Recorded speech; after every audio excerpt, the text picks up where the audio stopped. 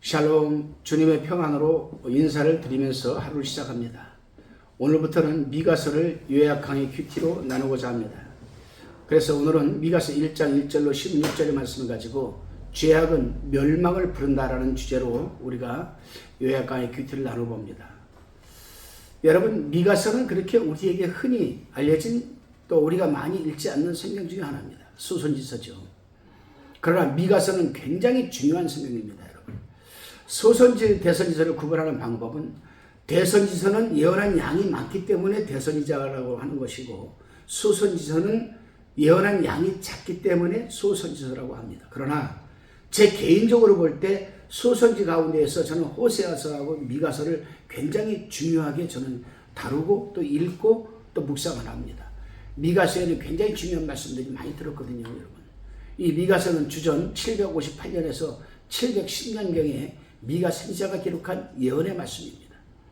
미가 선지자의 원래 이름은 미가 야후입니다. 미가 야후. 근데 이 미가 야후를 줄여서 우리는 미가라고 부릅니다. 그 이름의 뜻은 여호와와 같은 자가 누구냐라는 뜻입니다. 그는 고향이 예루살렘에서 남쪽으로 약 한 40km 정도 떨어진 여러분 모레셋이었습니다. 모레셋. 그는 그 모레셋에서 농부 출신으로 농사를 짓다가 하나님에게 부름을 받고 남왕국 유다의 선지자로 여러분 사명을 감당하게 되었습니다. 그 당시에 북왕국에 아모스 선지자가 활동하고 있었다면 남왕국에는 바로 이 미가 선지자가 있었습니다. 당시 이사야 선지자하고도 같은 동시대 사람들이었습니다. 당시 사회 곳곳에는 독버섯처럼 돋아나 있던 경제적인 부패성, 암울한 종교적 상황, 제사장과 선지자들의 여러분 선지자 재판장 상 모두가 여러분 이 이권을 얻는 데만 눈독을 들이고 있었고 하나님을 향한 종교적 열심은 다 뒷전이었습니다. 미가는 이러한 상황들을 바라보면서 그대로 앉아있을 수가 없어서 분연히 일어나서 선지자로서의 사명을 감당하였던 겁니다. 여러분. 이러한 사회적 배경 속에서 이제 본문 1절을 읽어봅니다. 유다 여왕 요담과 아하스와 히스기야 시대에 모레셋 사람 미가에게 임한 여호와의 말씀 곧 사마리아와 예루살렘에 관한 묵시라. 미가 선지자는 유다 왕 요담과 아하스와 히스기야 왕 시대에 사마리아 즉 북이스라엘과 예루살렘 남유다에 대하여 예언사를 하던 그런 선지자죠. 이사야 선지자와 동시대 활동한 선지자였습니다. 미가 선지자는 남유다뿐 아니라 북이스라엘의 멸망에 대해서도 예언을 한 선지자였습니다. 자, 왜 하나님께서는 미가 선지자와 이사야 선지자가 동시대에 활동을 하게 하셨을까? 이사야 선지자를 보게 되면은 여러분 이사야 7장 14절이죠. 이사야 선지자가 동정녀 마리아에게서 예수 그리스도 잉태할 것을 예언하셨죠. 그리고 임마누엘 하나님으로 살아갈 것을 예언했습니다. 미가 선지자도 똑같이 여러분 베들레헴에서 태어날 것을 예언했습니다. 하나님께서는 동시대 사람들, 같은 시대 사람들에게 남유다와 북이스라엘 선지자들이 똑같이 여러분 이 예언의 계시를 주신 겁니다. 다시 그래서 우리는 미가서를 보고 더 구체적으로 이해하려면 이사야서를 읽어봐야 돼요. 이사야서를 읽어보고 나서는 또 미가서를 읽어보면 하나님께서 그 당시에 선지자들에게 어떤 말씀을 주셨는가를 우리는 깨달을 수가 있습니다. 다시 본문 2절로 4절까지를 살펴봅니다. 2절에 백성들아 너희는 다 들을지어다 땅과 거기 있는 모든 것들아 자세히 들을지어다 주 여호와께서 너희에게 대하여 증거하시되 곧 주께서 성전에서 그리하실 것이니라. 3절에 여호와께서 그 처소에서 나오시고 강림하사 땅의 높은 곳을 밟으실 것이라. 4절 그 아래서 산들이 높고 골짜기들이 갈라지기를 이 불 앞의 밀 같고 비탈로 쏟아지는 물 같을 것이니. 본문 2절에 보면요 너희는 다 들을지어다 땅과 거기 있는 모든 것들아 자세히 들을지어다라고 하셨으니 유다 백성뿐만이 아니라 오늘날 지구촌에 있는 모든 하나님의 백성들이 다 들어야 할 예언의 말씀입니다. 다시금 본문 3절 4절을 살펴보면 하나님께서 이 세상을 심판하시기 위해서 강림하신다고 하십니다. 그렇습니다, 여러분. 우리 하나님께서는 잠잠히 계시다가 죄악이 관용되면 그 처소에서 나오셔서 세상을 심판하시게 되는 겁니다. 우리는 흔히 하나님께서 왜 여러분 재림을 안 하시는가? 뭐 천년왕국 하는데 천년왕국은 왜 안 세워지는가? 오늘 미가서에서도 여러분 천년왕국설이 나옵니다. 잘 들어보시기 바랍니다. 그렇죠. 하나님께서는 한 영혼이라도 창세전에 하나님께서 작정된 대로 한 영혼이라도 하나님 품으로 불러들여서 구원시키기 위해서 여러분 재림을 주시는 거예요. 다시 5절에 7절을 살펴봅니다. 5절에 이는 다 야곱이 허물을 인함이요 이스라엘 족속의 죄를 인함이라. 야곱이 허물이 무엇이뇨? 사마리아가 아니뇨? 유다의 산당이 무엇이뇨? 예루살렘이 아니뇨? 이러므로 내가 사마리아로 돌의 무더기 같게 하고 포도심을 동산 같게 하며 그 돌들을 골짜기에 쏟아내리고 그 지대를 드러내며 7절에 그 새긴 우상을 다 파쇄하고 그 음행의 값을 다 불살이며 그 목상을 다 회파하리니 그가 기생의 값으로 모았은즉 그것이 기생의 값으로 돌아가리라. 야곱은 이스라엘을 대표하는 이름이라고 이미 말씀을 드렸습니다. 하나님께서는 미가 선지자에게 야곱의 허물이 무엇이뇨? 사마리아가 아니뇨?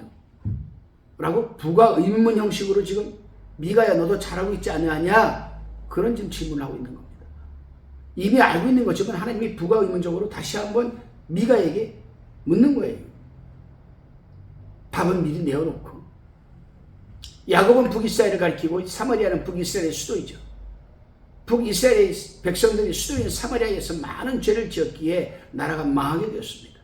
북이스라엘이 죄를 많이 지었지만 그 중에서도 가장 큰 죄가 바로 여러분 우상숭배 아니었겠습니까? 우상숭배지 아니었겠습니까? 그들은 금송아지를 수도인 사마리아에 만들어 놓고 섬기면서 전국에 퍼지게 하여서 온 백성이 금송아지를 섬기한 죄가 바로 하나님의 심판을 자초하게 만드는 죄였습니다. 이제 하나님은 다시금 유다 쪽으로 화살을 돌려서 유다의 산당이 무엇이뇨? 예루살렘이 아니뇨라고 다시 부가 의문문으로 미가에게 묻습니다. 남유다는 예루살렘의 여러 산에 우상 섬기는 산당을 세워 놓았습니다. 그래서 전국에 우상 숭배가 퍼지기 시작해 백성들을 여러분 타락시켰던 것입니다. 그래서 하나님께서 사마리아 우상 숭배 죄로 인하여 사마리아로부터 심판하여 사마리아를 돌무더기 같게 하겠고 그 돌을 골짜기에 쏟아내리시겠다고 지금 여러분 심판하신다는 겁니다. 그렇습니다. 우리는 분명히 여러분 알아야 합니다. 우상 숭배의 죄가 얼마나 무서운 것인가를. 우리는 아무것도 아닌 것 같은 행동이 우상 숭배라는 것을 모르고 살아갈 때도 종종 있거든요. 사도 바울은 골로새 3장 5절에서 뭐라고 했습니까? 탐심도 우상 숭배라고 했으니까요.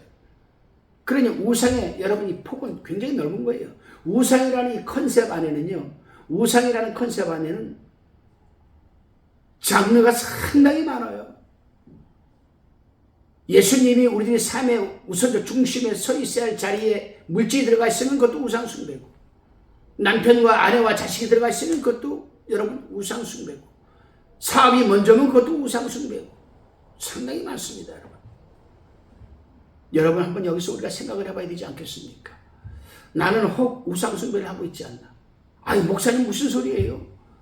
나는 우상 안 섬깁니다. 절대로. 나는 교회 새벽기도 잘 나가고요. 나는 오직 하나님 중심입니다. 그럴까요? 그럼 여러분은 욕심 없습니까? 욕심은 있는 것 같아요. 그럼 우상이죠. 우리가 살아가는 삶, 우리 마음의 중심에 예수 그리스도라는 이 말씀의 중심에 그 자리에 그 어떤 것이 들어와 있으면 여러분 우상일 수밖에 없는 거 아니겠습니까, 여러분? 그래서 우리는 훗날 주님 앞에 빼보자 심판 앞에 섰을 때에 참 우리 두렵고 떨리기만 합니다. 인생이 70이요 강건하면 80이라고 시편 기자가 우리에게 했습니다. 그러나 그 70, 80의 인생이 다 수고와 슬픔 뿐이라고 우리에게 얘기하지 않았습니까? 우리 인생이 70년, 80년 동안 살아가면서 수고와 슬픔만으로 살아왔다 죽으면 얼마나 불쌍하겠습니까, 여러분, 우리가. 아이고, 얼마나 불쌍하겠어요, 우리가. 그렇지만 거기에서 마이너스 적어도 우리가 한 10년? 그렇다고요. 인생을 80으로 잡아봅시다. 80에서 잠자는 시간이 몇 시간일까요? 몇 년일까요? 잠자는 시간. 잠자는 시간 빼요. 밥 먹는 시간 빼요. 화장실 가서 응가하는 시간 빼요. 그러면 우리가 도대체 하나님을 위해서 일할 수 있는 시간은 몇 시간이나 될까? 기가 막히더라고요, 이거. 기가 막히더라고요. 아, 그래서 주의 종들이 참 복되구나. 사명자들이 참 복되구나. 복되구나. 왜? 밥만 먹고 눈만 뜨면 하나님 중심에 서 있고 하나님 일을 해야 되니 얼마나 감사합니까, 여러분. 하기 싫어도 해야 되고 자기 좋아서도 해야 되고. 그러나 사명자뿐만이 아닙니다. 성도라는 이름을 생각해 보십시오. 거룩할 성자, 무리도자입니다. 하나님께서 세상에 살아가는 사람들을 불러서 모아가지고 만들어 놓은 곳이 성도예요. 이것을 우리는 교회라고 할 수도 있습니다. 교회라는 말은 히브리어로 여러분 뭐라고 하는 줄 아십니까? 칼이라고 합니다. 칼. 신약시대 헬라어로는 에클레시아라고 합니다.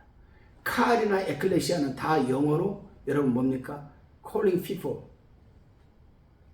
calling people. 불러모은 무리입니다. 무리. calling people.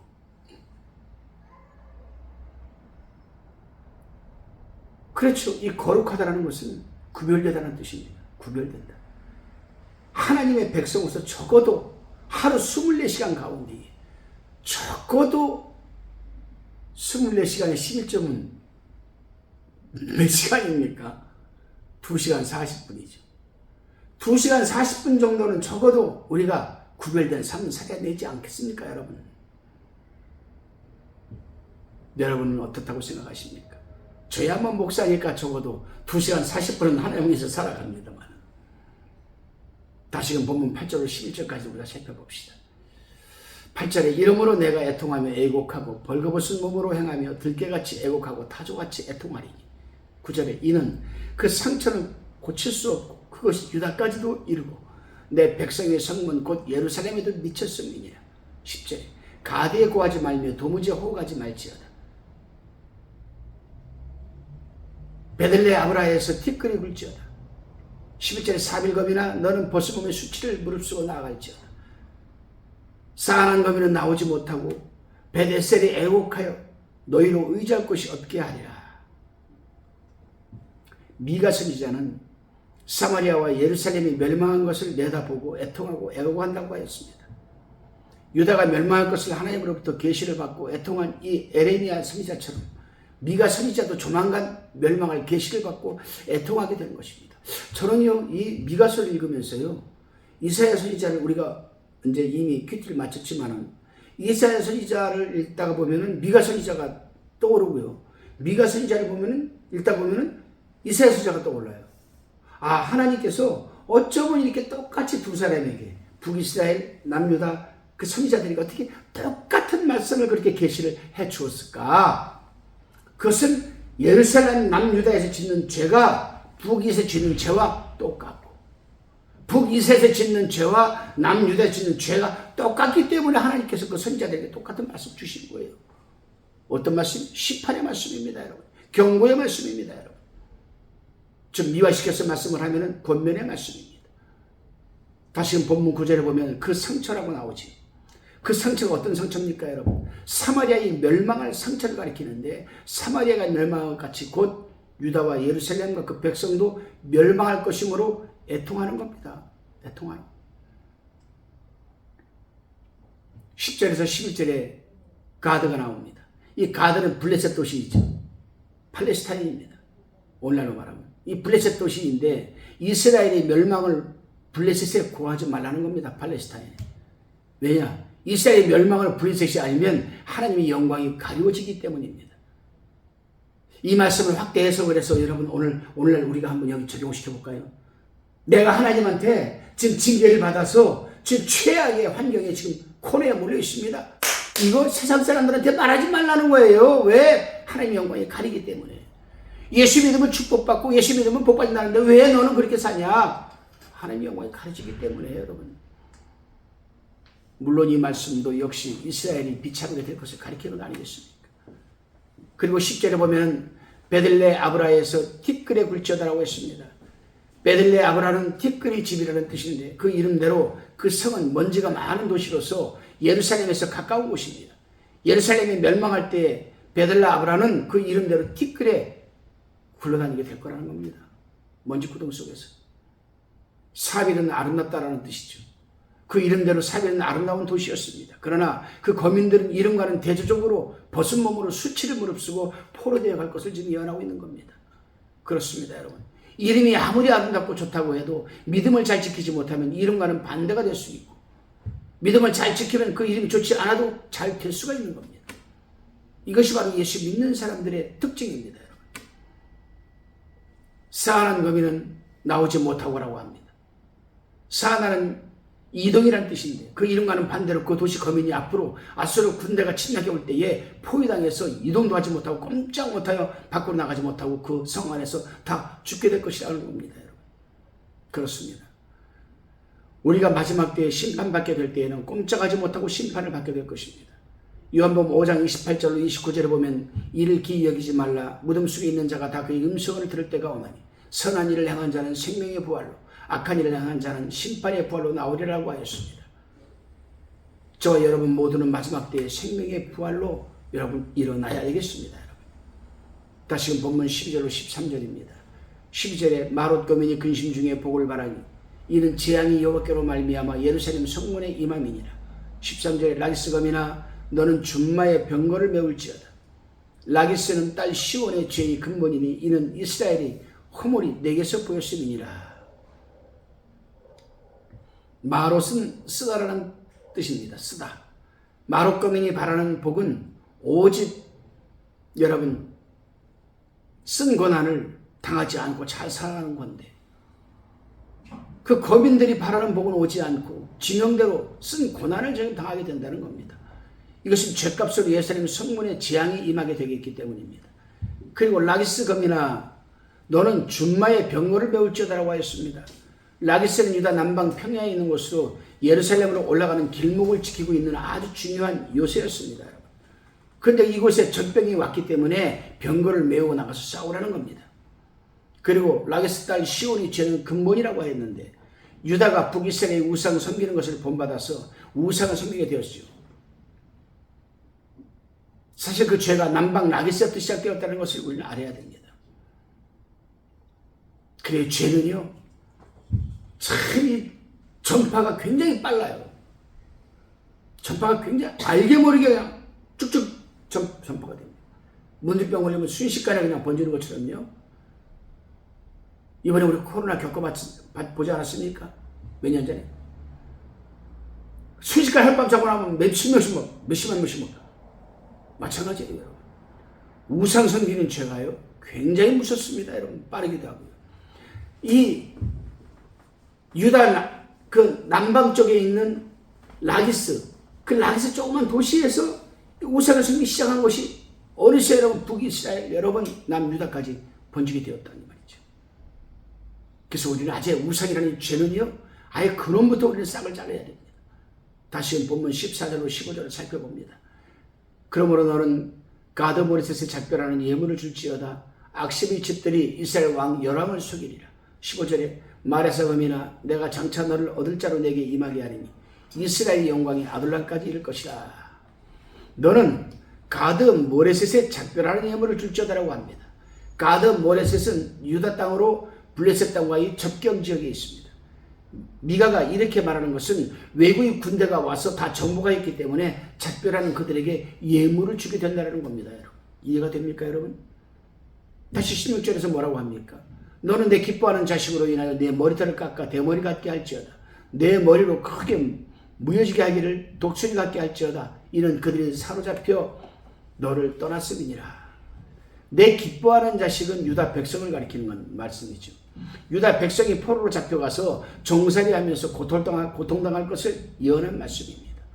또 자녀들이 사로잡혀 이방에 가서 종살이할 때에 그 부모들은 그 자녀들로 인하여 심적 고통이 너무 여러분 크니까 자기 머리털을 깎고 대머리 같게 하거나 혹은 그 대머리를 넓혀서 독수리 머리와 같이 되도록 괴로움을 표시하는 자도 있게 된다고 합니다. 요즘은요 뭐 패션 시대라고 하잖아요. 자기 PR 시대라고 합니다. 근데 아무리 자기 PR 시대가 좋고 아무리 패션 시대라 할지라도 여러분 그 남자들이 말이에요. 아니 세상 전체 요 머리밑에 요 가운데만 머리털 요만큼 나고 나머지 빡빡으로 쫙 깎고 다니는 사람 있잖아요.